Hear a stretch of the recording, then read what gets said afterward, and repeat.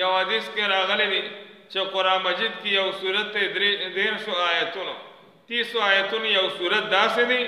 چې څوک دغه صورت هغه ماسوتن وایي الله تعالی وایي د قبر د عذاب نه الله تعالی بچو ساتي او دا صورت بدل لپاره شفارس کوي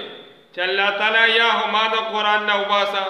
یا د ما د قاری او لستون کې بخښنه وکړه الله چره نه کوي چې دا صورت د قرآن مجید نه وباسي دا لستون کې چې څوک د دې تلاوت کې الله تعالی هغه ته بخښنه کوي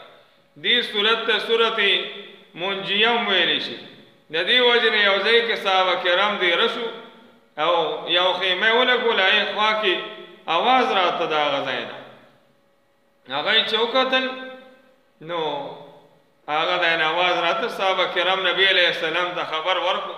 نبی علیہ السلام ورته وی دا د چرته قبر دی او دا قبر کې چې کوم مړ دی نو دای مړی د دې تلاوت په دنیا کې ډیر کو نو قبر نه بعد الله دا تلاوت هغه جاری وګرځول د موږ د کلی کې یو مشر وفات شو انا هغه چې د غم درې مرز وو دا غي قبر نه आवाज راته تبارک الذی چې هغه معلومات وګور کې هغه وی دا مشر چې دی والا او د کېدم حسدان چې دا وې درې پیرول واستلو انا به د کېدم نو قبر نه هم تبارک الذی आवाज راتلو نو منګه تاسو له بقا دي چې رزه په اول کې سورۃ یاسین وو